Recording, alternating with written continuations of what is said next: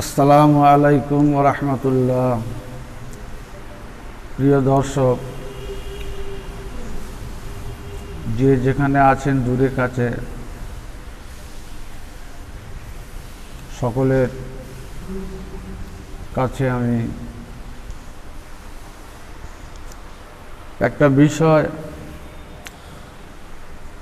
যে তথাকথিত আহলে হাদিস বর্তমানে ১,৫০০ বছর মুসলমানদের আমল নিয়ে ধাক্কাধাক্কি করছে, তাদের ভিতরের কি অবস্থা, তারা কোন চরিত্রের মানুষ, যাদেরকে মেনে বর্তমান লামুজাহাবি আহলে হাদিসরা মানুষের সঙ্গে, ধর্মীয় সাদাসিধে মানুষ, চিরচরিত ওলামায়ে দ্বীন, আইম্মায়ে কেরাম, তাদের বাতলানো কোরআন হাদিস সুন্নাহ এবং ইজমা কিয়াসের মাধ্যমে যেসব মাসলা মাসাইল এই উম্মতের সামনে ধরেছেন, তার উপরে আমল করে আসছেন। মাঝখান থেকে এই লামুজাহাবি গায়ের মুকাল্লিদ তথাকথিত আহলে হাদিস সম্প্রদায় বিভিন্নভাবে সাধারণ মানুষকে সেই নিয়ম নীতি থেকে হাদিস কোরআনের দোহাই দিয়ে মানুষকে চাঞ্চল্য সৃষ্টি করেছে। সেই গত কয়েকদিন আগে আমি হাফেজ ইবনে তাইমিয়া সম্পর্কে আলোচনা করেছি। তার নীতি আদর্শ, আখলাক, তার আকিদা মাসলাক কত জঘন্য। সেই সঙ্গে সঙ্গে দাউদ জাহেরি, এমনি কাজী শওকানি, তার সম্পর্কে আলোচনা করেছি। আজকে যে ব্যক্তির সম্পর্কে আলোচনা করব, তিনি হলো শওকানির পরের যুগের মানুষ। তার নাম হলো নবাব সিদ্দিক হাসান সাহেব। গয়েসুল গামাম ৭৬০ পৃষ্ঠায় কনৌজের মৌলভী সিদ্দিক হাসান সাহেব ভূপালের বেগমের সহিত নেকাহ করিয়া বহু গ্রন্থ লিখিয়াছিলেন। তিনি উক্ত গ্রন্থাবলীর ইমামগণের ও উম্মতের অলিগণের উপর বহু ধিক্কার করিয়াছেন। শওকানির সম্পূর্ণ অনুসরণ করিয়াছেন। সমসাময়িক ও প্রাচীন সিদ্ধ পুরুষগণের উপর অশ্লীল বাক্য প্রয়োগ করেছেন এবং অবজ্ঞা ভাব প্রকাশ করেছেন। তাঁহার গ্রন্থাবলীতে বহু ভুল ভ্রান্তি থাকা সত্ত্বেও তিনি নিজেকে মুজতাহিদ, সূক্ষ্ম তত্ত্ববিদ ও মুজাদ্দিদ ধারণা করিয়াছেন। একদল বিদ্বান তাহার গ্রন্থাবলী পাঠ করিতে বিরত হইলেন। এমনকি মক্কা শরীফ ও মদিনা শরীফের বিদ্বানগণ তাহার পুস্তকাদি উক্ত পবিত্র স্থানদ্বয়ে লইয়া যাইতে নিষেধ করিয়া দিয়েছেন এবং উক্ত বৎস তিনি নবাবী ও কর্তৃত্ব হইতে পদচ্যুত হইয়াছিলেন। আরও উক্ত কেতাবের ৪৭ পৃষ্ঠায় লেখা আছে, নবাব সিদ্দিক হাসান সাহেব শওকানির পূর্ণ মতাবলম্বী ছিলেন। তিনি সত্যাসত্য বিচার না করিয়া তাহার এরূপ বাতিল মতগুলি সমর্থন ও প্রচার করিয়াছেন যে সমুদায় প্রতিবাদ করা ব্যতীত উল্লেখ করা জায়েজ নয়। মুসলমান বিদ্বানগণের পক্ষে তাহাদের মতের প্রতিবাদ করা ওয়াজিব। গয়েসুল গামাম ৭ পৃষ্ঠায় লেখা আছে, নবাব সিদ্দিক হাসান হাদিসুল গাসিয়া নামক গ্রন্থে লিখিয়াছেন, চারি মুজাহাব অবলম্বী গণ জাহান্নামী, তাহাদিগকে হত্যা করা ওয়াজিব। দেশবাসী মুসলিম উম্মাহ চিন্তা করুন, এরা দ্বীন ইসলাম তথা মুসলমানদের জন্য কত ভয়ানক। এরা কোরআন সুন্নাহর বাহানা দিয়ে, দোহাই দিয়ে এদের অন্তরে কি লুকিয়ে আছে, এরা মুসলমানদেরকে জাহান্নামী বলে এবং তাদের হত্যা করা ওয়াজিব বলে। আরও তালাইলুল মুকাদ্দামার গ্রন্থে লিখিয়াছেন যে চারি মজাহাব অবলম্বীগণ সুন্নাত জামাতভুক্ত নহেন। হানাফিগণ আহেলে রায়, তাদের অধিকাংশ মাসলা কোরআন ও হাদিসের বিপরীত। মজাহাব অবলম্বীগণ ভ্রান্ত ফেরকা। মজাহাব অবলম্বীগণের বিশেষত হানাফি এবং তাদের ইমাম আবু হানিফা রহমাতুল্লাহের উপর দোষারোপ ও ধিক্কারে তাহার গ্রন্থাবলী পূর্ণ রইয়াছে। ইহা সত্ত্বেও তিনি গত শতাব্দীর মুজাদ্দিদ বলিয়া দাবি করিয়া থাকেন, কিন্তু তিনি অবগত নহেন যে এইরূপ মিথ্যা কথাগুলি তাহাকে ভ্রম ও বাতিল মতের পর্বত করিয়া তুলিয়াছে। শ্রোতাগণ, হযরত রাসূলুল্লাহ সাল্লাল্লাহু আলাইহি ওয়াসাল্লাম বলিয়াছেন, যে কোনো ব্যক্তি নির্দোষ লোককে ফাসেক বা কাফের বলে, সে নিজেই ফাসেক বা কাফের হইয়া যায়। মজাহাব বিদ্বেষী নবাব সিদ্দিক হাসান সাহেব সত্যপরায়ণ চারি মজাহাব অবলম্বীগণকে ভ্রান্ত ও জাহান্নামী বলিয়া নিজে কি হইলেন, তাহার ভ্রান্ত ভক্তমণ্ডলী বুঝুন। মাওলানা আব্দুল হাই লখনবী রহমাতুল্লাহ আলাইহি ইবরাজুল গাই নামক গ্রন্থে লিখিয়াছেন, নবাব সিদ্দিক হাসান সাহেব ইবনে তাইমিয়ার তাহার শিষ্যগণের অর্থাৎ ইবনুল কাইয়িম প্রভৃতি শওকানি ও তৎতুল্য বিদ্বানগণের সম্পূর্ণ তাকলিদ করিয়া থাকেন, কিন্তু তিনি তাকলিদকারীগণের উপর সম্পূর্ণ ইনকার করিয়া থাকেন। যে ইমাম মুস্তাহেদগণের অনুসরণ জগতের বিদ্বানগণ করিয়াছেন, তাহাদের তাকলিদ কিসে হারাম করিল? পক্ষান্তরে যে নব মতধারীগণ উক্ত মুজতাহিদগণের সম্মুখে যেরূপ চড়ুইপক্ষী মনুষ্যদিগের সম্মুখে, তাহাদের তাকলিদ কিসে হালাল করিল?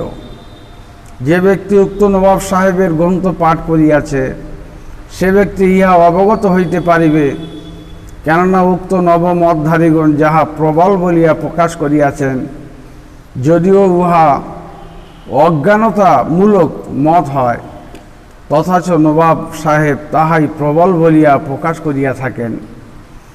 আর তাহারা যাহা লিখিয়াছেন, যদিও উহা সম্পূর্ণ ভ্রান্তিমূলক মত হয়, তবু ইনি তাহাই লিখিয়া থাকেন। স্বেচ্ছায় নামাজ ত্যাগ করিলে শওকানির মতে উহার কাজা আদায় করিতে হইবে না। নবাব সিদ্দিক হাসান সাহেব এই মতে শওকানির তাকলিদ করিয়াছেন। ইহা অধিকাংশ বিদ্বানগণের বিপরীত মরদুদ মত। ইমাম ইবনে আব্দুল বার ইস্তিজকার গ্রন্থে এই মতের সম্পূর্ণ খণ্ডন করিয়াছেন। দ্বিতীয়, তিনি শওকানি ও দাউদের তাকলিদ করিয়া বাণিজ্য সামগ্রিক জাকাত ওয়াজিব না হওয়ার মত প্রবল বলিয়া প্রকাশ করিয়াছেন এবং ব্যবসায়ীদিগের মহা উপকার সাধন করিয়াছেন। ইহা অধিকাংশ প্রাচীন ও পরবর্তী বিদ্বানগণের বিপরীত বাতিল মত। মাওলানা আব্দুল হাই লখনবী রহমাতুল্লাহ আলাইহি উক্ত গ্রন্থের নবাব সাহেবের 109টি ভ্রম ধরিয়া দিয়েছেন।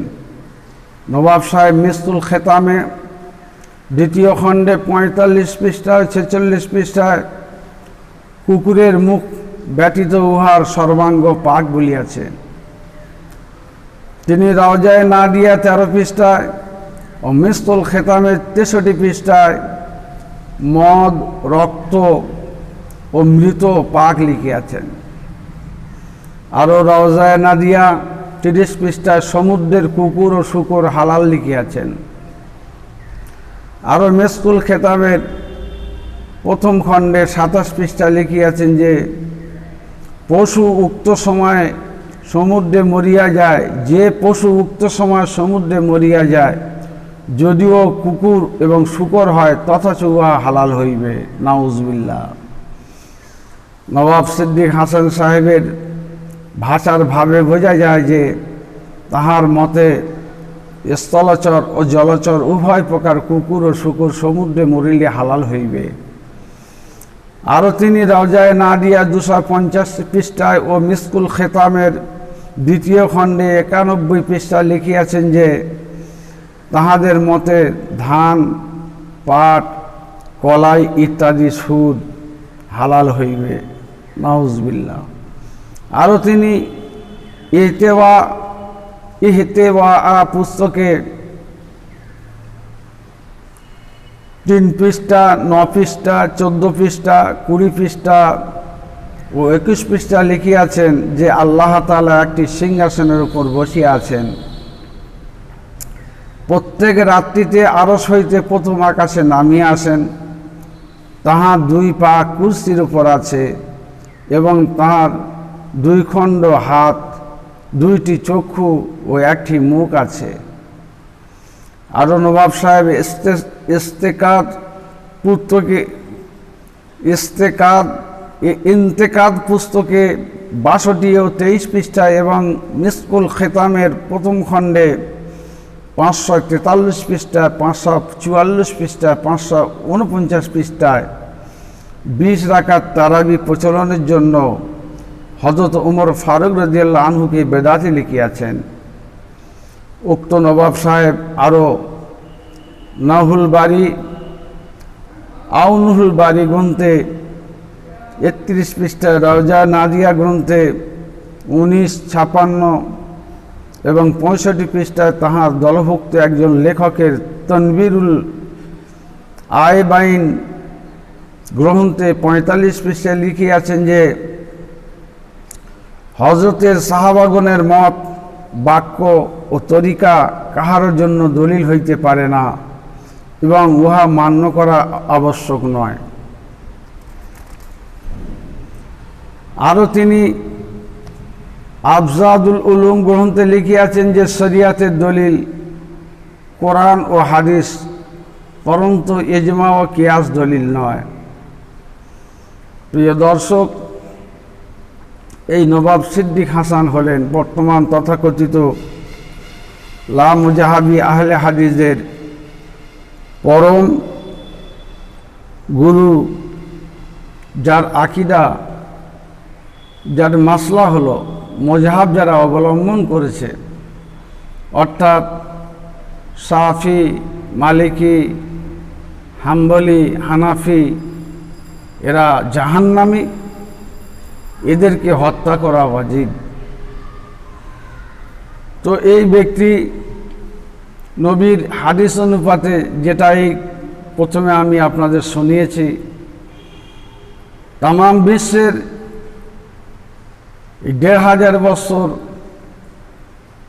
যে মানুষগুলো যে আমল করে আসছে, আল্লাহ রসুলের হাদিস, সাহাবায়ে কেরাম, খোলাফায়ে রাশিদদের মত, সাহাবায়ে কেরামদের আমল, যেটা হলো ইসলাম, অর্থাৎ আল্লাহর নবীর থেকে তাঁরা শিখেছিলেন, এগুলো মানা চলবে না। যদি মানা না চলে তাহলে জানতে হবে কোরআন শরীফের একটা অংশ অমান্য করা হলো, হাদিস শরীফের একটা অংশ অমান্য করা হলো। রসুল এবং সুন্নাতকে মানবে, রসুলের কথা মানবে না, তাহলে রসুলকে মানা কীরকম হলো? পক্ষান্তরে নবাব সিদ্দিক হাসান সাহেব নিজে জাহান্নামী হলেন এবং নিজে ইসলাম থেকে খারিজ হলেন। ভাই সকল, সাবধান থাকবেন। এই নতুন নবমতধারী, এদের নাম কত রকম গিরগিটের মতো পাল্টেছে তার ঠিক নেই। এদের প্রথম গুরু দাউদ জাহিরি, তার মত পথ জাহিরি মজাহাব প্রচার করেছিল, তার উপযুক্ত শিষ্য ইবনে হাজাম, তার ইবনে তাইমিয়া,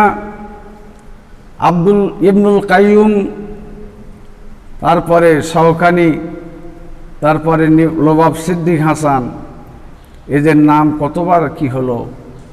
এদের হলো মুহাম্মাদি নাম, এদের হলো গায়ের মুকাল্লেদ নাম, এরা হলো লা মুজাহাবি, এরা হলো ওয়াহাবি, এরা হলো আহলে হাদিস, এখন আবার এরা হয়েছে সালাফি। এরা বারবার বলে যে সালাফি মানে হলো সালফে সালেহীন, ঊর্ধ্বতন রসুলের পরে আমাদের উপরে যেসব বুজুর্গ সাহাবায়ে কেরামতে নিয়ে তাবিনে কেরাম, তাবিনে কেরাম, মুহাদ্দিসিনে কেরাম, আইম্মায়ে কেরাম, এদের আমলগুলো আমরা আমল করি, এদের মত পথের ওপর আমরা চলি। আর এদিকে এদের মসলা কেতাব খুঁজে দেখতে পাচ্ছি, এরা বলছে আল্লাহ, আল্লাহ রসুল, কোরআন ও সুন্নাহ ছাড়া কিছু মানা যাবে না।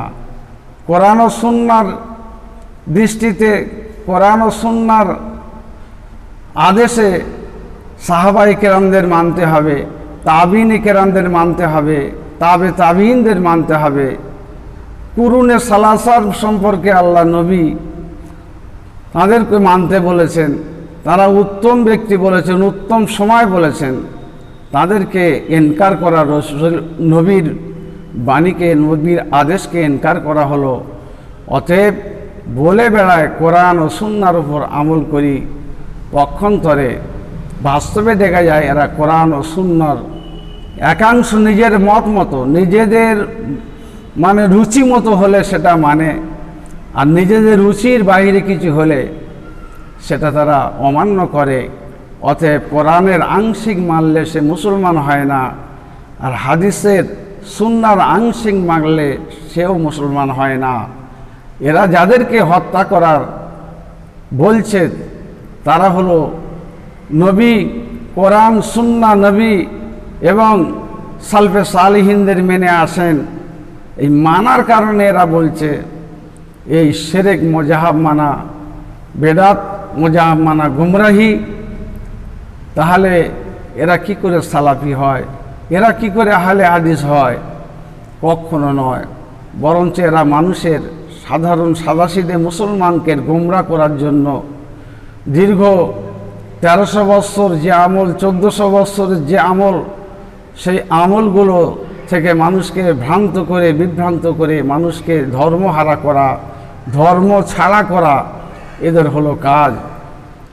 আল্লাহ তাআলা এদের দুষ্কর্ম থেকে, দুশ্চক্রান্ত থেকে বিশ্বের উম্মাতে মুহাম্মাদি, এই উম্মাকে আল্লাহ তাআলা হেফাজত করেন এবং চিরচরিত এই উম্মা যে নীতি, যে আকিদা, যে মাসলাকের উপরে চলছে তার উপরে কায়েম রেখে আল্লাহ ঈমানের সঙ্গে মৃত্যু দান করেন। আর এদের ফাঁদ থেকে, এদের ধোঁকা থেকে, এদের কুচক্রান্ত থেকে সকলকে আল্লাহ হেফাজত করেন। বলুন আমিন।